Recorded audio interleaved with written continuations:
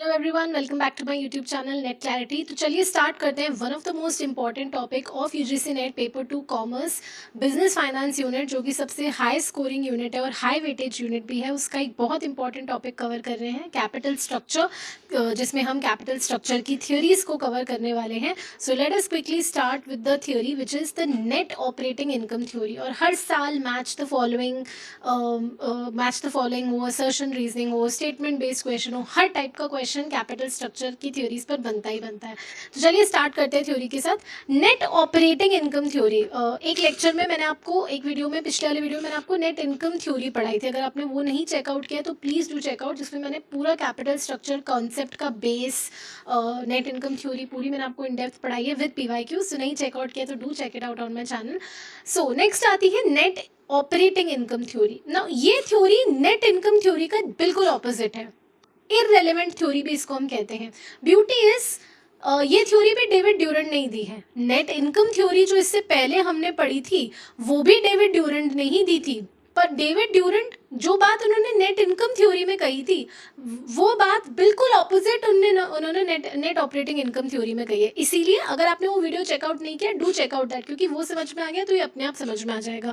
इसे हम irrelevant theory भी कहते हैं। तो नेट ऑपरेटिंग इनकम थ्योरी या नेट ऑपरेटिंग अप्रोच या नेट ऑपरेटिंग इनकम थ्योरी क्या कहती है, बिल्कुल ऑपोजिट है नेट इनकम अप्रोच के। और कहती है भाई, वहाँ हमने कहा था कि फर्म की जो वैल्यू है, the value of firm is dependent on capital structure. वो कैपिटल स्ट्रक्चर पे डिपेंड होती है, डायरेक्टली रिलेटेड भी होती है, उस पर डिपेंडेंट भी होती है, और capital structure weighted average cost of capital पे डिपेंडेंट होता है, राइट। यहाँ हम कह रहे हैं कि वैल्यू ऑफ फर्म में और कैपिटल स्ट्रक्चर में कोई भी रिलेशन नहीं है, डिपेंडेंट ही नहीं है। फर्म की value is not dependent on the capital structure. यानी आपकी जो टोटल वैल्यू ऑफ फर्म है, जैसे हमने नेट इनकम थ्योरी में कहा था कि वैल्यू ऑफ फर्म तो कैपिटल स्ट्रक्चर पे डिपेंडेंट है, यहाँ तो हम कह रहे हैं बिल्कुल भी डिपेंडेंट नहीं है। तो पहले हमने कहा था कि बिल्कुल डिपेंडेंट है, तो हमने कहा था भाई weighted average cost of capital कम करो, ऐसा कैपिटल स्ट्रक्चर बनाओ जिसमें डेट इतना ज़्यादा बढ़ा दो कि weighted average cost of capital कम हो जाए। ऐसा हमने नेट इनकम अप्रोच में कहा था। लेकिन नेट ऑपरेटिंग इनकम कहती है भाई डेट और इक्विटी का कुछ भी मिक्स हो, कोई भी रेशो हो, डेट 40% है, इक्विटी 60% है, डेट 60% है, इक्विटी 40% है, ये 70 है, ये 30 है, इसका कोई भी फर्क फर्म की वैल्यू पर नहीं पड़ने वाला। Firms value is independent of whatever capital structure that you are making. चाहे आप डेट बढ़ाएं, इक्विटी कम करें, डेट बढ़ाएं, कुछ भी आपका कैपिटल स्ट्रक्चर है, आपकी weighted average cost of capital जो है वो कांस्टेंट रहेगी। ये इस थ्योरी की सबसे इंपॉर्टेंट बात है। तो पहली बात क्या है कि फर्म की जो वैल्यू है उसका आपके कैपिटल स्ट्रक्चर से कोई लेना देना नहीं है। आप डेट इक्विटी का कोई सा भी मिक्स रखें, उससे फर्म की वैल्यू पे कोई फर्क नहीं पड़ने वाला। नेट इनकम क्या कहती थी कि डेट ज्यादा रखो तभी फर्म की वैल्यू बढ़ेगी। ये कहती है कुछ भी बना लो डेट और इक्विटी का मिक्स, फर्म की वैल्यू का इससे कोई लेना देना नहीं है। और दूसरी बात ये कहती है कि weighted average cost of capital हमेशा ही कांस्टेंट जो है वो रहती है। ये नेट ऑपरेटिंग इनकम अप्रोच कहती है। अच्छा, ऐसा क्यों कहती है कि मैम, ये कहती है कि अगर मैम हम डेट बढ़ा दें, ऐसा कैसे हो रहा है मैम कि ये कह रहे हैं कि weighted average cost of capital constant रह रही है, ऐसा क्यों हो रहा है मैम?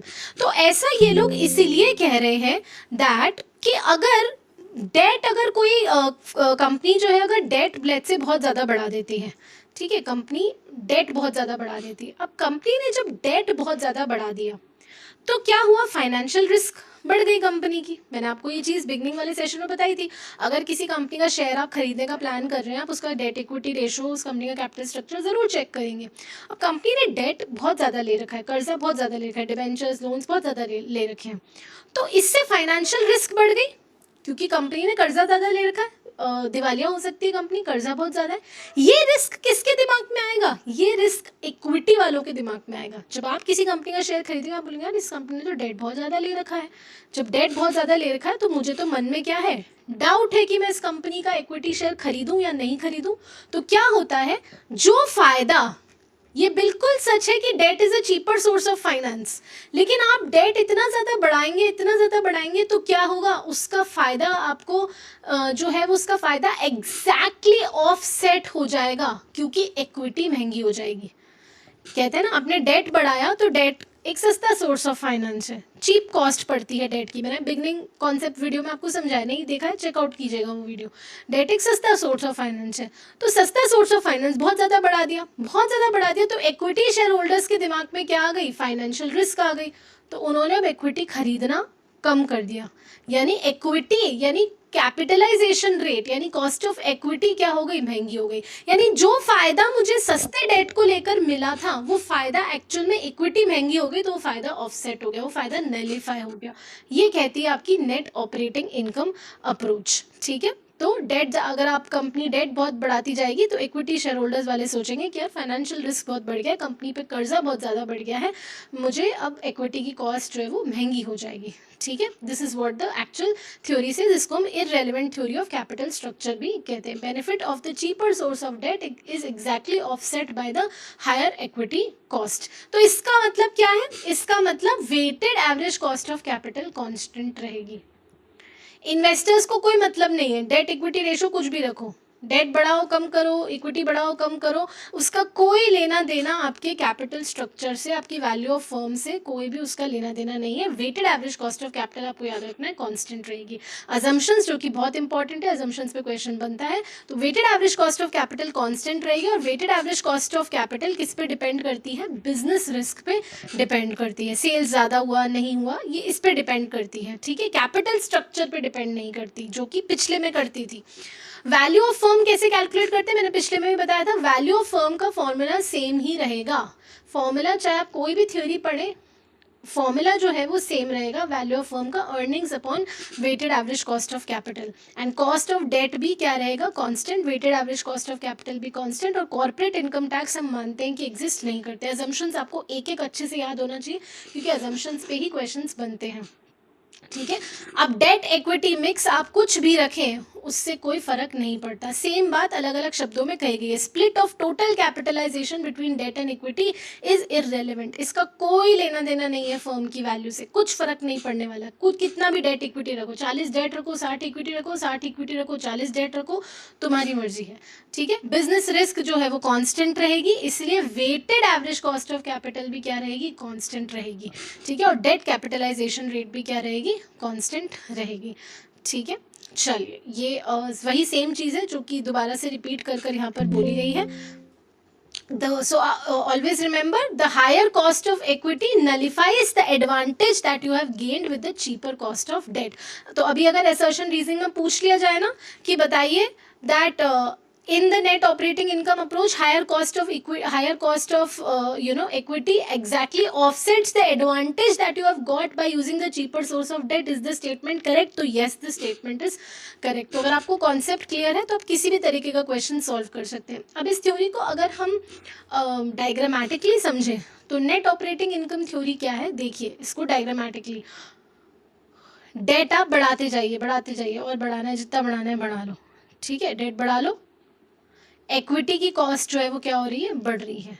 ठीक है, और ओवरऑल कॉस्ट ऑफ कैपिटल, ये जो सेंटर में आपका ओवरऑल कॉस्ट ऑफ कैपिटल है ये क्या रहेगा, कांस्टेंट रहेगा। कॉस्ट ऑफ डेट भी क्या रह रही है, कांस्टेंट रह रही है। बस बढ़ क्या रही है हमारी, इंक्रीज क्या हो रही है हमारी, कॉस्ट ऑफ इक्विटी इंक्रीज हो रही है। तो ये डायग्रामेटिकली आप इसको भी इस तरीके से समझ सकते हैं।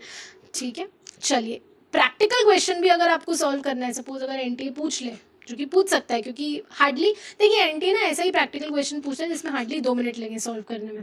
तो ये सपोज एक क्वेश्चन यहाँ पर दे रखा है, ईबीआईटी है किसी फर्म का 2 लाख, डेट 3 अलग अलग केसेस में दे रखा है, या तो 3 लाख लिया है, 4 लाख लिया है एक केस में 5 लाख लिया है। Weighted average cost of capital दे रखी है, कॉस्ट ऑफ डेट आपको दे रखा है यहाँ पे, और आपसे पूछ रहा है फर्म की वैल्यू बताइए और कॉस्ट ऑफ इक्विटी बताइए, यानी cost of equity and value of firm निकालने के लिए बोल रहा है। अब वैल्यू ऑफ फर्म का मैंने आपको पिछले सेशन में भी फॉर्मूला बताया था। वैल्यू ऑफ फर्म कैसे निकलती है, earnings divided by weighted average cost of capital. अब अर्निंग्स तो दे रखी है मैम, 2 लाख की अर्निंग्स जो है वो दे रखी हैं, तो हम वैल्यू ऑफ फर्म निकाल सकते हैं। Weighted average cost of capital भी दे रखी है, तो वैल्यू ऑफ फर्म निकाल लो। अर्निंग से लेट्स से ईबीआईटी है, ईबीआईटी तो हर केस में 2 लाख ही है, ईबीआईटी लेट्स से 2 लाख है। Weighted average cost of capital है 10%, तो 2 लाख डिवाइडेड बाय 10%, आपकी वैल्यू ऑफ फर्म कितनी हो जाएगी? 20 लाख।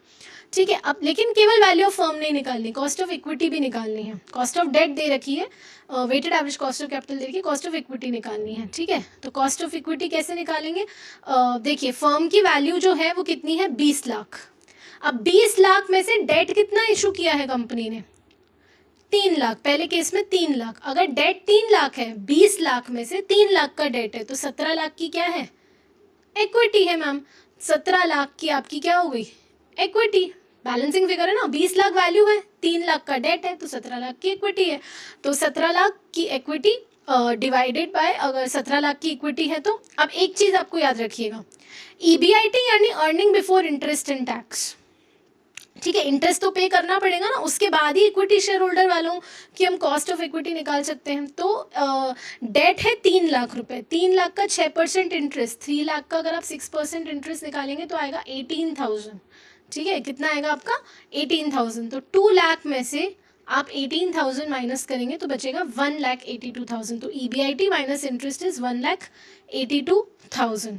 ठीक है, सो इस तरीके से हम कॉस्ट ऑफ इक्विटी भी जो है वो क्या कर सकते हैं? कैलकुलेट कर सकते हैं। This is how we can calculate the cost of equity. I hope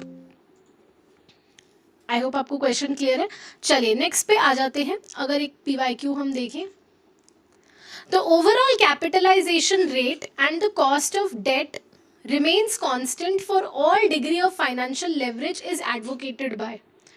तो overall capitalization rate, overall capitalization rate का मतलब क्या? Weighted average cost of capital and cost of debt remains constant for all degree of financial leverage. For all degree मतलब कुछ भी debt equity ratio ले लो, date कम लो ज़्यादा लो, कैसा भी कैपिटल स्ट्रक्चर बना लो, ये दोनों चीज़ें कांस्टेंट ही रहेंगी। ऐसा कौन सी अप्रोच कहती है? तो yes, you are absolutely correct. ऐसा हमारी कौन सी अप्रोच कहती है? नेट ऑपरेटिंग इनकम अप्रोच ऐसा कहती है। ठीक है, चलिए नाउ ये मॉडगिलानी मिलर का क्वेश्चन है, इसको हम जब मॉडगिलानी मिलर थ्योरी करेंगे उस केस में हम सॉल्व करेंगे। एक क्वेश्चन और देख लीजिए, पिछले क्लास में क्योंकि वो लेक्चर थोड़ा सा लंबा हो गया था तो मैंने ये सॉल्व नहीं कराया था क्वेश्चन, पर यहाँ देख लीजिए क्योंकि ये सिमिलर टॉपिक मैंने वहाँ पढ़ाया था, तो सेम अगर वहाँ पे आपने पढ़ा है तो आप तो ये बहुत इजीली सॉल्व कर लेंगे। तो optimal capital structure of the company is planned as per the consideration of. जब भी हम कैपिटल स्ट्रक्चर बनाते हैं तो ये पॉइंट्स कुछ पॉइंट्स मैंने आपको बताए तो उसका ध्यान रखते हैं। ठीक है, तो हम ध्यान रखते हैं सॉल्वेंसी यानी रिस्क फैक्टर का हम ध्यान रखते हैं, शेयर्स की मार्केटेबिलिटी, मार्केट में शेयर्स बिक जाए ऐसा कैपिटल स्ट्रक्चर बनाओ। ऐसा नहीं डेट इतना ज़्यादा उठा लो कि फाइनेंशियल रिस्क की इतनी ज़्यादा बढ़ जाए, लोग इक्विटी खरीदना ही बंद कर दें, इक्विटी इतनी महंगी हो जाए कि लोग इक्विटी खरीदना ही बंद कर दें। ऐसा नहीं, शेयर्स मार्केट में इजीली बिक जाए। एंड कंट्रोल पे मैंने आपको मार्क जकरबर्ग वाला केस स्टडी और वीडियो दिखाया था पिछले वाले सेशन में कि कंट्रोल ज़्यादा डाइल्यूट ना हो जाए, राइट। तो वो वीडियो चेकआउट नहीं किया, do checkout that on to my channel. Capital structure का ही बेसिक वीडियो है विद नेट इनकम थ्योरी। तो ये 3 फैक्टर्स हम ध्यान रखते हैं। ठीक है, तो आपका आंसर हो जाएगा यहाँ से ऑप्शन नंबर 2, 3 एंड 4। चलिए ये आर्बिट्रेज पे है, हम एमएम थ्योरी जब पढ़ेंगे तब इस क्वेश्चन को हम सॉल्व करेंगे। I hope the lecture was helpful for you. See you in the next one.